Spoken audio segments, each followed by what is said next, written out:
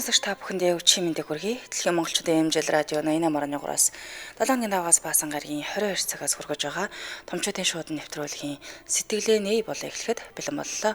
Өнөөдөр 2025 оны 5 сарын 20-ны мигмар гараг студид хөтлөгч Ами найруулагчаар ундрах нар ажиллаж байна. За нэвтрүүлгийн хамтраалагчаар Евроаз Моторс компани Момбас агуулгах худалдаа их хүрсийн баярыг тохиолдуулан бэлэгтэй худалдаагаа зарласан байна. Ийхүү томчуудын шууд нэвтрүүлгийн 193 дахь дугаар хүрэхэд бэлэн боллоо. Тэгээд цагтлуудаа илгээж байгаа сонсогчдоо маш их баярлалаа. Цагтлуудаа илгээх гэж байгаа сонсогчдоо хаягаалаад өгье.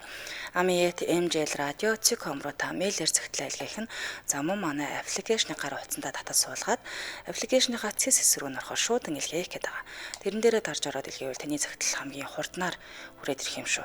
За, дээрээс нь та холоос гараараа цагтл бичиж илгээх гэж байгаа бол Улаанбаатар хот Сүхбаатар дүүрэг 9-р хороо Алтайн 5-р гудамж 34-р барилга 6 давхар Дэлхийн монголчуудын MJL радио хэмээн хайрлан явуулаарай. Нэвтрүүлгийн нөхөд сонсдог сонсогчд маань YouTube-ээс томчуудын шууд ингэж хайхаад нэвтрүүлгийн нөхөж сонсоорой.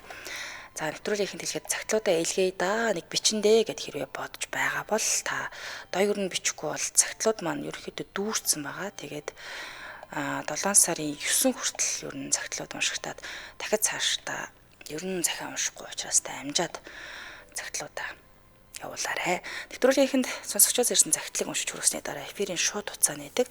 Шууд хугацааг нэхэд өнөөдөр таны дуу хоолойг өөрчлөхгүй гэдгийг хэлхэн цуулав. Ингээд ирсэн цагтлыг та бүхэнд уншиж хүргэе. Сайн байцгаана уу? Та бүхэндээ энэ захиа уншигдах мөчийн мэндийг хүргэе. Би одоо 33 настай 2 хүүхэдтэй өрхийн тэргүүн юм хүн л дээ. Нэг хэлэхэд ч хэцүү асуудал тулгараад захиагаа илгээлээ. Би нэг томоохон албан тушаалтны хувийн туслахаар ажилладаг юм. Дараах ч яах вэ? Урд хаашлаа хийгээд байвал ямар ч асуудалгүй. Харин эхнэр нь гэж хүнээс болоод ажилласаа гарах дээрээ тулаад л байж байна.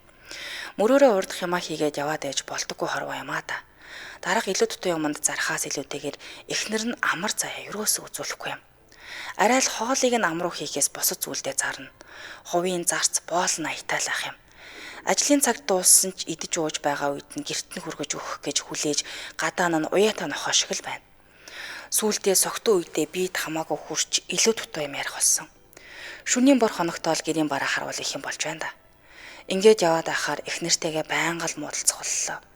Цалин мөнгөнд нь болоод л өдөө болтол гүрийсэн юм.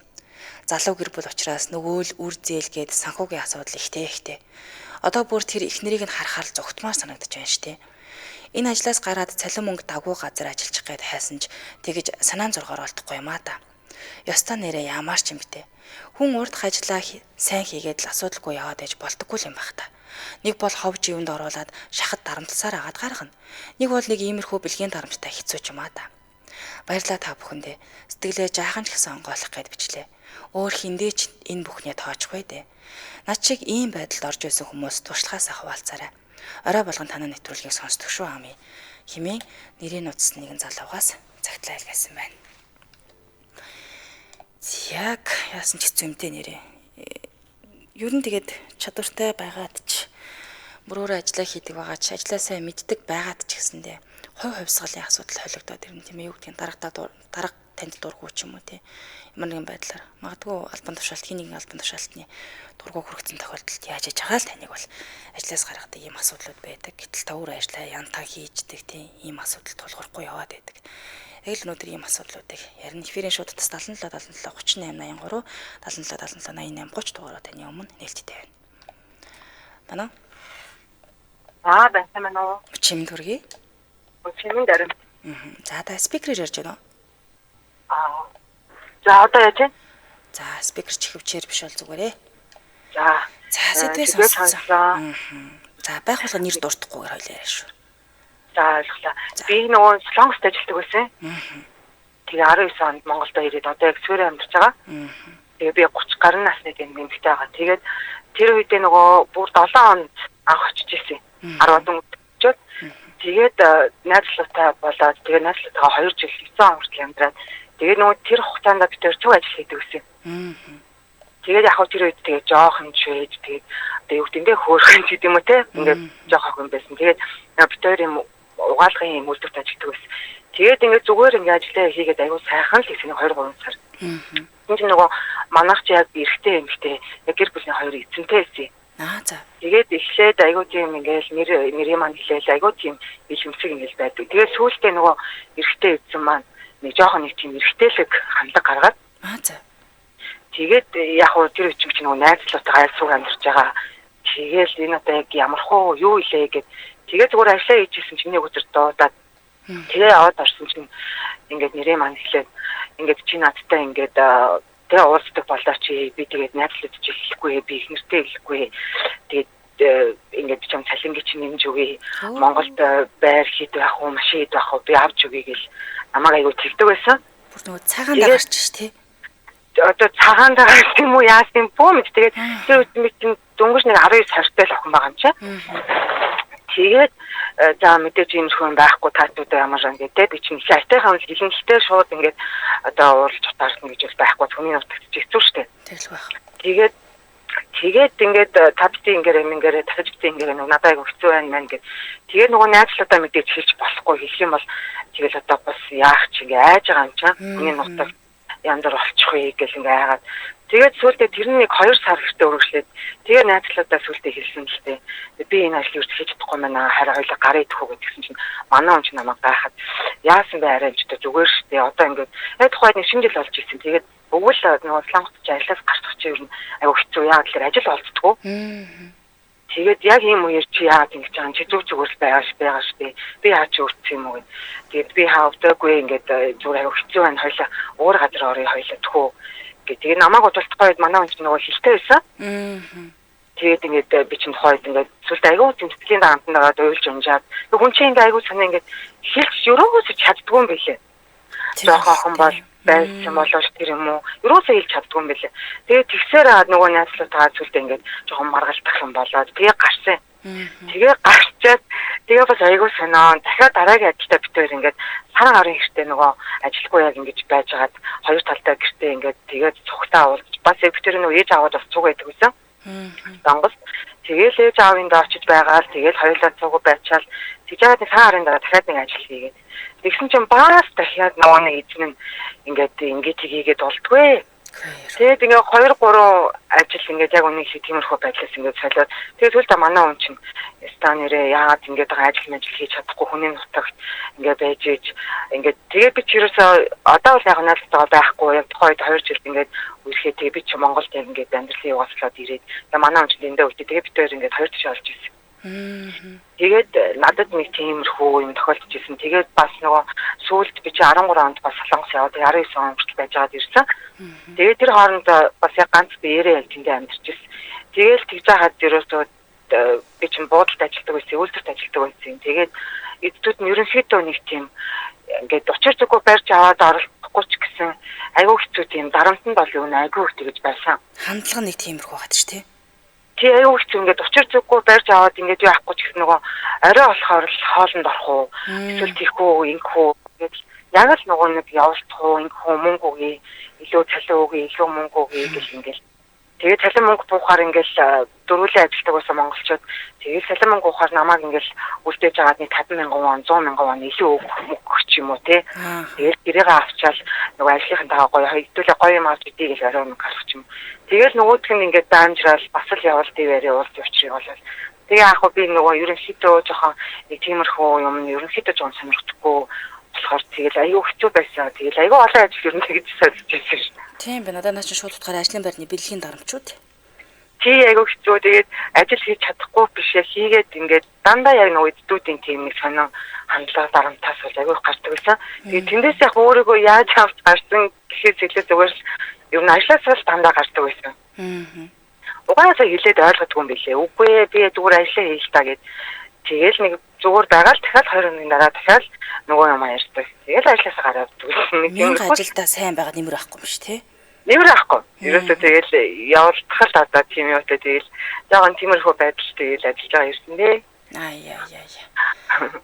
Яг ямар хуу гаргалгааг гэж яг хэлж өгдөггүй энэ зүгээр миний хувьд бол тэгэл ажилласаа ерөнхийдөө гарах тийм шийдвэрээр л талан зогсоочсон дөө. Өөрөөгөө гаргалгаа танд бол байхгүй хүний нутагт ч юм яалтаач үлээ. Тийм.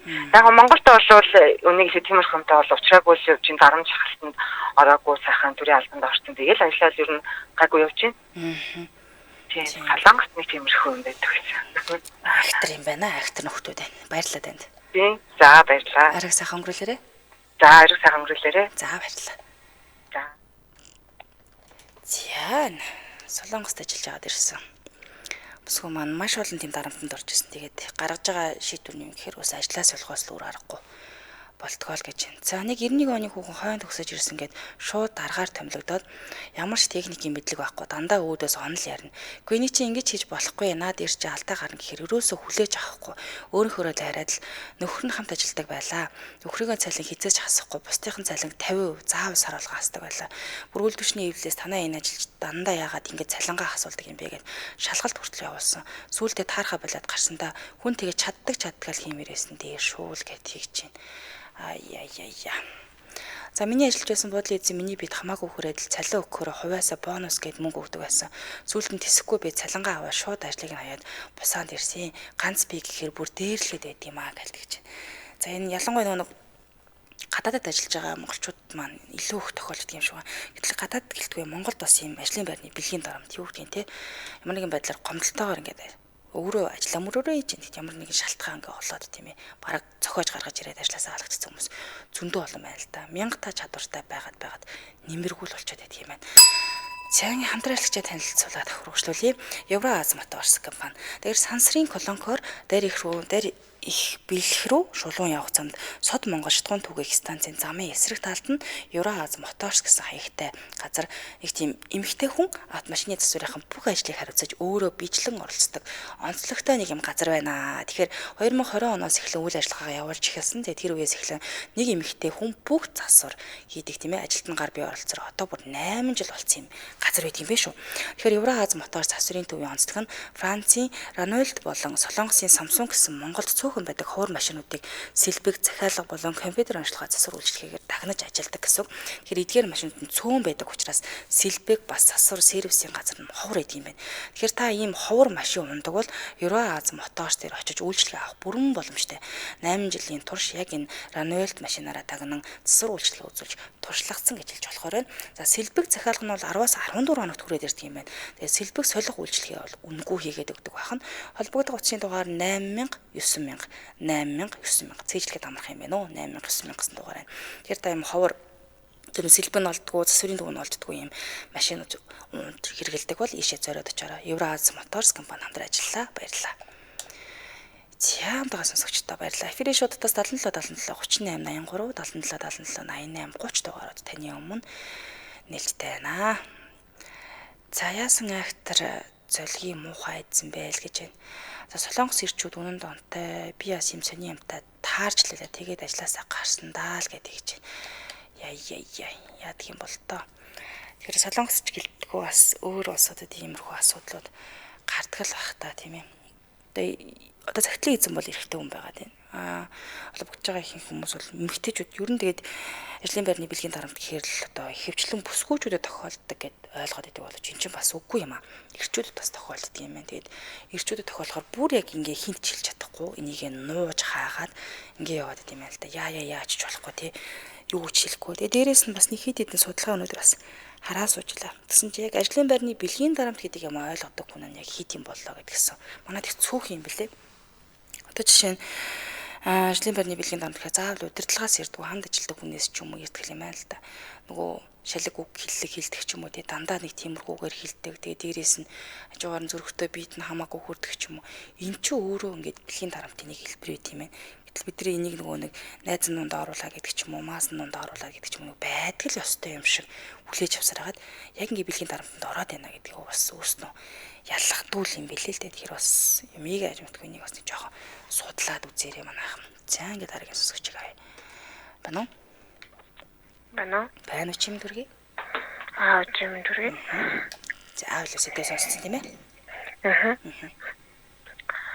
За ажлын байран дээр гараад бол айгу хэцүү штий. Тэгээд дөнгөж төгсөөд ажилд орох бол бүр хэцүү. За. Тэгэл туршлагагүйгээс гадна нөгөө нэг хүний нүдэнд өртөөл. Тэрний бүсний хүүхэн, энэний юмны хүүхэн гэж дуудуулаад. Мөрөөрөө яж байгаа тий. Хин нэгэн дарга захиралтын заавал явуулсан хэрэгт орчвол. Харин тийм. Тэгэл жоохон айтайхан хувцалахаар баяа айлих. Жоохон гундуухан явахаар арчаагүй түлэгч нэрээ дуудуулаад. Ер нь л айгүй хэцүү ажиллаа биш амаараа юмаа хийдэг хүмүүстэй. Хэцүү. Тэгээ нэг жоох удаан ажилласан хүмүүс нь дарамт маягийн юм ирчих гээл тийм ээ. Тэгэл хурал дээр нэг ганц хоёр юм хэлвэл дөнгөж төгсч чи юу мэдтээ. Тэгэл яг бүтээд хэлэхээр тэгээд одоо нөгөө сүултээ нөгөө скотч чинь алдхаа байд юм билээ. Тэгэл одоо нэг орчин үеийн Z генерашны хүмүүс үг даахгүй махгүй гэл. Тийм юм айгүй хэрэгдэж байна. Тэгэл юу яа одоо тэр чинь тухайн өсч төрнж байгаа орчин байдлаас шалтгаалж байгаа илгүүдэй гэж би боддгийг. Одоо миний хувьд бол нэг амар лаг тийм орчин үеийн хүн бол би биш ээ. Гэхдээ яг нөгөө орчин үеийн гэдэгт нь би орчод байгаа байхгүй. Тэгэл тэрнээсээ бол айгүй бөөлхүүлэндээ. Тэгээд ажилдаа 14 чанаагүй ээжээж юу яла төсөлт бичүүлэхээр болчлоо нэрээ. Гэж хэлээд даргын бүхсний хүн болсон. Би даргынхаа бүтэн нэрийг ч мэдэхгүй хамгийн амар нь. Тэгээд тийм л байдалд орд юм байлээ. Тэгээд төрийн байгууллагад ажиллах болж байгаа хэцүү байна. Тэгээд ажлын байрны хомсдолтой, тийм хомсдолтой гэдэг айгүй хэцүү гэдэг мөртлөө. Дотор нь байгаа энэ буугалцсан юу ч хийж чаддгүй жинхнээсээ нөгөө нэг жинхэнэ бүхсний хүүхнүүдээ гаргахгүй. Нэг юм мөрөөрөө ажиллах гад ятцсан хідүүнээ шахахаа одоо бэлчүүл яасан бэл боддtiin да. Өстэй. Олон сонсогдож байна да. Тийм тэгэл цалин хэцүү шттэ санхүүчүүд ер нь жоох хэцүү дээ. Тэгэл одоо бүр за санхүүчтэй хэрэглэснээс бараг чимээг өсний навд юм уу гэж бодох үе хаяа гарна. Тэгээд бас залуу юм болсон бас энэ чинь байрны түрээс хоол ус тог гэл явж идэл би өөрөө наны мөнгө үлдчихдэг байхгүй. Нөгөө авсан цалин хаанаач хүрэхгүй байх гэдэг. Тийм тэгэхээр тэрнээс мань бас хомслоод. Хасчдаг шалтгааныг асуух гэхээр ахаад юм хасчих гээд байна уу? Тийм ер нь тийм. Тэгээд ам хаадаг үг нь одоо танаа үеийнхэн юм байна. Бүлэтөө үеэрээ хэлүүлээл. Тийм үеэрээ хэлүүлээл. Тэгээ нөгөө компьютерийн мэдлэг, санхүүгийн мэдлэг тэр хүмүүс аягүй хэцүү. Татварын комплексоо бидрээр яга хангаад байгаа юм би. Гэдг нь л амар хэцүү байна. Та нарын хүр хүүхдүүд бид тоохгүй байгаад бид нар яга буруутай юм бэ? Би эцэгхээ бодоо ингээд хайрлах хамгаалахгүй байгаа биш дээ. Өөрсдийнхөө гэр бүлийн асуудлыг өөрсдөө шийдээч гэж л. Хэлмэр санагдтiin да. Тэгтээ одоо яах вэ? Тэгээд болондоо бүтэндээ сайхан цаг ирэндээ л гээл. Аста нэг юм бодож архаг ажилтан болондоо. Яг үнэ. Архаг ажилтан болохоор дээд үеийнхнийг алт тагл битээ тавтаарай. Би ядаж нэг загнах нохотой болох юмсан. Одоо бол хэвээ амтан загнуулаад явж байна. Зүгээр таваа гарна. Болно. Хүн хийж чаддаг байхад л болно доо. Ажиллаа мэддэг байхаа тийм ээ. Харин хаач газардахгүй. Амжилт мэд. Хичээгээрэй. За, арай сайхан өнгөрлөөр. За. За нэрээ яг айгуух сонсчихсан юм байна. Танаа үеийнхэн юм ээ, эдний үеийнхэн юм болцсон гэдэг юм сошиал дээр ч л явж байна. Үнээс үг сонсож чадгаа болцсон юм тийм гэж явж лээд. Угаасаа л нэг үеэрээ өөрчлөгдөж яадаг цаг хугацаанд тийм л байдаг юм шиг байна. Гэтэ бид нар өөрсдөө залуу байгаагүй шалтаа гаргаж байгаагүй биш тийм ээ. Юмч тэгээд ээлж дараатаа шүү дээ. За 2010 онд энд нэг үйлдвэрт ажиллаж байхад дарга нь үнэн лайтай ажиллаа зааж өгч байгаа нэртэй ирж гар энтжийг маань илж таална. Тэгээд би уурсан чинь цалин дутуу өгөөд би уурандаа санал өвшгөлсөн чинь намайг ирээд цохиж авах гээд би бүр гарч цухтаж яасан штэ гинэ. Пэх бүр байрч ав зоодох нь зоодох нь. За ялангуяа намд агсан төрийн байгуулагч бүр хэцүү байдаг юм даа гэж байна. За хаа газар нэг монопол болцсон аваа нар байх юм аа. Бүр нэг хор найруулад хэнийг яаж хоглохоо мэддэг ард нь юу ч болоогүй юм шиг хорчин гарууд зөндөө байх юм аа л гэж байна.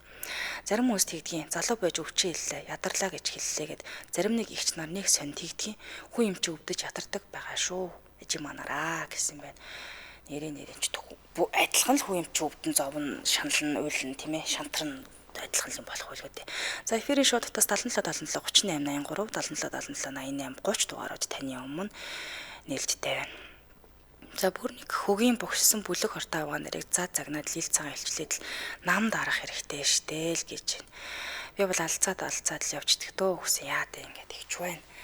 Яг хөө тэрийг хүлээж авах нь хэдвэ тийм авахгүй нь хэдвэ тийм ээ. Яг хэцүү. Хэцүү ч юм да ажил хийхээр болохгүй хуваарь юм хийхээр төрийн дарамтны хэцүү юм даа л гэж. Тийм тэгээд 1000 ажлаа хийдэг. Тэгээ урдхаа ингээд мөрөөрөө ямар ч асуудалгүй хийдэг байгаад болохгүй юм гэж бас байх юм аа байх. Дараагийн сонсогч. Байна уу? Байна уу сонсогч? Байна. Чим төргий? Байна уу? Байна. Холбогдсон байна та? Орой минь дээ. Би дөнгөж сая сонслоо. Тэгээд нөгөө төрийн албанд ажиллаж байгаа нөгөө насны зөрүү яригдчих ах шиг нэ. Биш. Тэгвэл мөн үү? Биш. Ажлын байран дээр гарч байгаа дарамт шахалт. Бэлгийн дарамт байна. За. Тий. Ямар нэгэн тэгвэл барыг ойролцоо л. Та дарамтанд өртсөн бол тий. Яг яаж дарамтанд өртөж юм? Гэдгээр. За тэр юунд байдаг ер нь шинэ ажилд ороход ер нь залуу зэт үеч гэлтгүй ер нь би одоо яг 40-тэй байхгүй 40 хүрж байгаа. Тэгээд энэ байгууллагт ороод ингээд жил гарan болж байгаа. За. Тэгээд би яг нэг архив бичиг хэргийн ажилтан байхгүй юу? Ялангуяа тэгээд энэ архив бичиг хэрэг гэдэг мест бол нэрээ бүр арай л жоохон бодож үзмээр болцсон мест. Зүгээр л нэг дадлагын ойд нэг ингээл нэг гүйлгээл, цайнд гүйлгээл, кофенд гүйлгээл, нэг бичиг цаас хөргүүлээл, ийшин тийш ингээл идэг. Яг тийм. Тэгээд тэрийг бол ер нь тэгээд хилээд ахад ойлгохгүй ер нь л тэгээд бүр нэг ястаал нэг догширцсан нөгөө өмнөх үеийнхэн маань бас л нөгөө 50-аад нас 50 гаруй тэтгэврт өгсөн. Тэгжлээ байдیں۔ Гэлөө. Тэгжлээ байдیں۔ Тэгээд одоо ястаа нөгөө арай нэг шин саргаг мэдээлэл аваад энэ тэдгээр тийм сайтын тийм тушаал тийм гарсан байна. Ингээд цалин шинжлэх тийм гээд ингээ ярихаар тэр чинь тэгдэггүй шүү дээ. Босд нь өмнөх нь нэхээгүй ахад гэл тэгдэг. Яг л тийм байдаг. Байгаагаараа уртгаараа ялангуяа энэ тийм би одоо яг босод бүх местийг бол би ажиллаж үзээгүй болохоор мэдгүй. Би бичиг хэрэг гэдэг местэнд ингээд жил гарan ажиллаж үзсэн. Ёстой тэгээд нөгөө бичиг хэрэгүүд тогтдгүй юм байна гэдгийг л ойлголоо. Би өөрөө ч гэсэн болигээд өргөдлөө өгсөн чинь ингээ сайн хүн чамаас сайн хүн олж авч чадахгүй. Чи ингээд тэтгэврт гартал ажиллаад өгөөч ээ. 4 жил гүрийчих гэдэг. Тэгсэн мөртлөө тэгээд гүрийхэд хийцээ. Айгуу хийцээ мэд. Гарахгүй. Бараг 20 тийм. Бараг 20 гартаа 10 толгойтой байж хийх ажил. Тэрийг зүгээр хийж үзсэн хүн л мэдэрдэм. Тэгнэгүүтээ ямар ажил хийж байгаа юм бичиг хэрэгэнгүүт. Захирал чинь эрэгтэй юу гэж ингэдэггүй ээ. Манай захирал эмэгтэй. Тэгээд баг яаж яваад баг лесби юу гэх гээд ингээд. Заавал холбоотой. Тийм нарийн бичиг гэдэг хүн тэгээд заавал захиралтайгаа холбоотой, дээд удирдлагатайгаа холбоотой байх гэсэн тийм айгүй муухай ойлголттой. Ерөнхий ойлголт нь тийм. Байдгийн байна да. Би өөрөө бол нягтлан мэрэгчлэн байхгүй дүүм тийм. Үсээ анзаарч байгаагүй тийм бичиг хэрэг архив бичиг хэрэг гэдэг местэс айгүй өрөвдмөр мест байдаг юм байна. Уламжилдаг хүн мөн байдаг бол нэрээ баг уламжилмаар тэгэл ингээд бичиг хэрэгүүдийн групп байдیں۔ Тэрэн дээр бүгдээрээ гомдолсон, бүгдээрээ чантарсан, залхсан, тэгэл гарсан, солигдсон юм байна лээ. Бүр шантраад аргаа орчдөг л баг тийм. Бүр аргаа барьцдаг бүр. Тэгэл нэг яг өөрийнхөө төлөвлөгөөнийтэйгээ ажил хийх гэтэл нэг нь орж ирэл нэг юм нэгтгэг, нэг нь орж ирэл нэг юм хэлдэг. Тэгэл яг өөрийн үндсэн хийх ажил нь орхигддаг. Тэгэл шөнө орой суудаг, хагас бүтэн сайн суудаг. Тэгээ хагас бүтэн сайн сууж байна. Илүү цагаар ажиллаад байна гэхээр хин чамайг тэгж хийгсэн. Цагийн ажлын цагтаа багтаагаач гэдэг ингэдэг.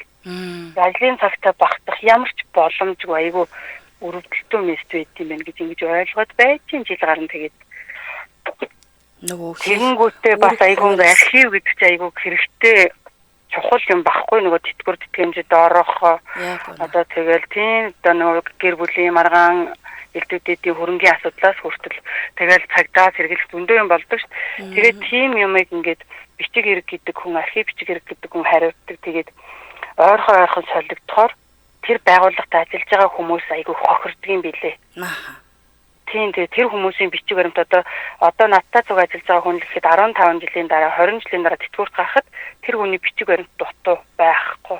Цалингийн зэсэн дутуу. Яасан нэг бичиг хэрэгээс нэг бичиг хэрэг рүү шилжсэн ингээл нөгөөдөл нь ажлаа сайн хийж чадаагүй байтал дараах нь орчдөг. Ингэсээр байгаа тэр айгүй олон хүн хохирж үлддэг юм байна гэж айгүй ойлгож байна. Орхигдоод гээгдээд явчихд юм байна шүү дээ. Тийм гээгдээд орхиод хайдаг стандартын хуулийн дагуу хийдэггүй байдаг юм байна. Тэгээд тэр айгүй надад имэгнэлтэй хэцүү санагдаж байна. Тэгэл тэр чи одоо 90 онд ажиллаж байсан хүн тэтгэврт гарах гэхээр бичиг баримт холбогдох бичиг баримт юу ч олдохгүй. Яас мэдгүй айл бичиг хэрэг үед яас ийсэн мэдгүй гэл. Уул нь ажиллаж байсан байгаад байдаг. Тий, уул нь ажиллаж байсан байгаад байдаг. Тэгээд тийм байдаг юм. Тэгээд энэ айгүй яасан өрөвдөлтөө мэст байдаг юм бэ гэж ойлгоод байж тэгээ олон жил болсон бүр хуучрсан 30 40 жил ажилласан хүмүүс нь бол ёстой л яг л энэ ингэж лээд энэ арга орчин үеийн одооны хүүхнүүд, одооны залуучууд гэл ингэдэг. Бид нарыг бол арай ч ийт мэд гэхгүй л дээ. Тэгээд одооны хүүхнүүд би та нарын насан дээр та нарын ядран гэж юу аах вэ баг. Тийм. Тэгээд нэг робот л ерөөсөө л тэр өдөртлгүүд жоохон хүнлэг байж ажилчтайгаа гоё ойрхон байж ойлгож арга ирмэрийг тэр айгүй ойлгодог байвал их зүгээр юм шиг санагдаад байгаа. Тэр болтол жоохон удах гадах шиг байна да. Харин тийм ээ тэр болтол айгүй удах гадах юм шиг санагдаад байгаа. Тэгээ одоо сүүлд ингээд гарч ирж байгаа хүмүүс нь бол бас айгүй гоё ингээд залуу багш нар залуу ажилчид ингээд яхаар айгүй шаал үрсэтгэлгээтэй. Тэгэхээр одоо бас нөгөө стол нөгөө хацрагдсан гэдэг нь л догширсан гэдэг нь л үнэн байгаа байхгүй. Харин тийм ээ. Тэг нэг сайхан цаг ирэндээ гэдэг шиг хүлээж л байх. Сайхан цаг ирэндээ бүгд нэг цахин болоод айгүй гоё болох байхаа гэж бодоод байдаг шүү дээ нэрээ. Хэвээ санаж явбал ингэж болно да тийм ээ. За нэг тийм санал байна. Санал гэхөө зовлонгоо л ярьж байгаа шүү дээ хэдүүлээч. Зовлонгоо ярьж. Тэгээд жухна ядаж нэг стилийг онгоолгоё доо.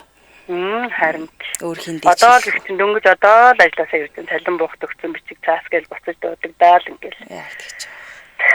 Тэгж яваад машиндаа сонслоо танахыг байн сонсдог. За баярлалаа цайхан амраарай та. За баярлалаа. За. За нэг бичиг цаасны ажил өстэй актер аач. Бичиг гэсэн сонсоход нөгөө хямрах юм шиг нэ яг ингэ хийгээд үзэхээр бичиг цаасны ажил шиг амжилттай юм байхгүй. Тэгчээ бид нар нөгөө жоохон л бичиг анд бүрдүүлэхээр яаж хайширдаг үлээд тэ. Тэрийг хийх үржүүлнэ гэхээр амжилттай. За хамтраалагчтай танилцуулъя. Босс агуулгах худалдаа их үрсийн баярыг тохиолдуулан бэлэгтэй худалдаага зарласан байх нэ. За тэгэхээр босс агуулгах худалдаа их үрсийн баярыг тохиолдуулан баярын уур амьсгалын бэлэг дүүрэн болгох бэлгийн багцуудыг агуулгахын үнээр нь худалдаалж байгаа юм байна. Тэгэхээр 200 мянган төгрөгнөөс дээш худалдаа авалт бүр бэлэгтэй байгаа гэсэн үг. Албан байгууллагууд ажилтан болон тэднийхээ одоо бяцхан өгшөж зориулсан баярын бэлгийг нэг доороос чанартай бүтээгдэхүүнүүдийг хямд унаар авах боломжтой хялбар ухаалаг шийдэл байх нь. За мөн гэр бүлийн гишүүн хайртай дотныхоо хүмүүстэй хямд унаар чанартай бэлэг сонгох боломжтой байх нэ.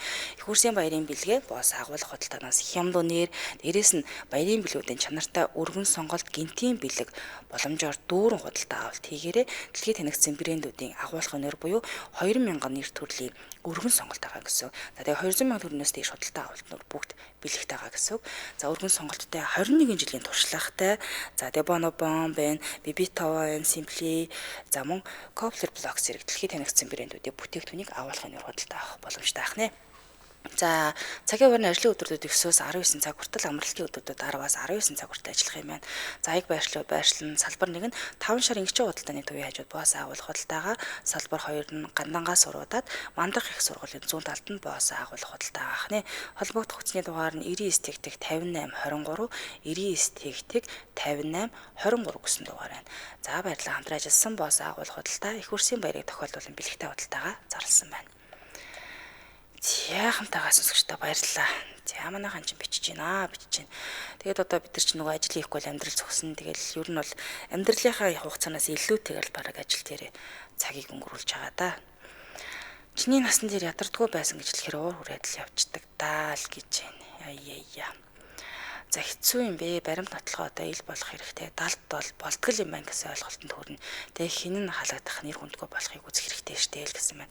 Эфирийн шуудтаас 77 77 38 83 77 77 88 30 дугаараа таны өмнө нээлттэй. Яг хэцүү юм.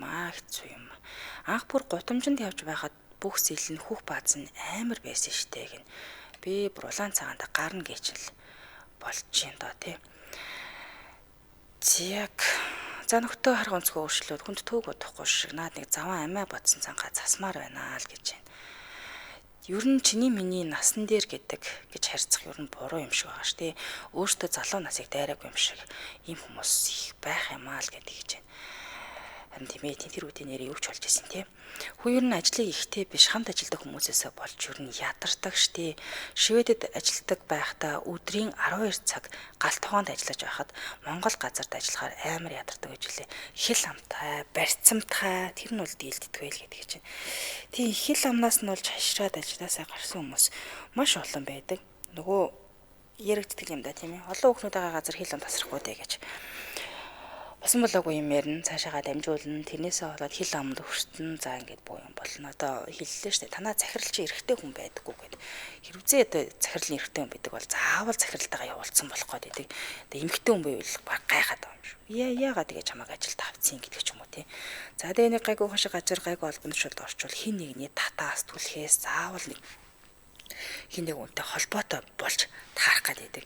Яг нэг юм ойлголт суучаад байгаа шүү. За дараагийн сонсогч байна уу? Байна уу чим дүргээ? Сайн байна. Орой минь бүгд дээ. За сэдвийн сонслоо. Би нэг хувийн байгууллагт миний анхны ажил ороод нэг 3 жил эртээ болж байгаа. За. Тэгээ ерөнхийдөө ингээд харахад яг 29-ээс доош насны за тэгээ нэг 30-аас 40 насны 50-аас дээш насны гэж ер нь байгууллага 3 хувьцтай юм шиг надад анзаарчихсан байхгүй. Тэгэнгүүт байгууллагынхаа нэг 50-аас дээш насны хүмүүстэй за энэ дэр ийм асуудал байна ч юм уу те ийм болохгүй байна гэж ярингуут чи намайг шантаажлж гин үү чи миний бараг бөхсийг ухаж гин үү гэх мэтчлэн ингэж амар зандар загнадаг хөөх за тийм хүмүүс байдаг. За тэнгууд нэг 30-аас 40 насны хүмүүстэй ярихад хэл ам аягүй хурдан ойлголцдог. Бас нөгөө шаардлагатай зөвлөгөөнүүдээ авч чаддаг, нээлттэй харьцахад арай төхөн байгаа. Сүүлийн үеийн байгууллагууд одоо ингээ харахад дандаа нэг залуу үеүүдийг залуу ажиллах хүчтэй аягүй их болсон. Тэгэнгүүт бид нар ерөөсөө тухайн байгууллага яагаад ажиллаад байна вэ гэхээр цалин нэгдүгээрт биш ерөөсөө ажлын байрны орчин хамт олон их чухал юм аа гэдэг. Одоо сүүлийн үеийн байгууллагууд аягүй ойлгож эхлэдэг байгаа юм шиг надад санагдаад байгаа. Яг үнэ хамт олонны уур амьсгал тийм ээ. Тэгэнгүүт одоо байгууллага болон янз бүрийн хүмүүс энэ дээрээс нь за би өөрөө жоох юм махлагдсан хүн бохгүй. За тэгээд тэгэнгүүт нөгөө одоо сая түрүүн хэлсэнчлэн туранхай гуайлга өөртөө амар анхаардаг те. Хүссэн өсгийдөө өмсөөд хүссэн юбка өмсөөд хүссэн хувцас өмсөөд яммаар байдаг. Тэнгүүд нэг байгууллагынх нь хөгшин юмнууд уйлцоо гэж дууддаг тохиолдол байдаг. Тэгээд тэнгүүд одоо начиг юм төс тас ийм хүмүүсийг бол тийжилж чадахгүй. Юм хэлэхгүй нэг юм байгууллагын юм зөөлөн ийм охтуудыг айгүй их ингэж үддэг. Тэр нь бүр ингээ миний 90 тойронд айгүй их харагддаг байхгүй юу? Илт мэдэгдэж штэ тийм ээ. Тийм, илт мэдэгддэг.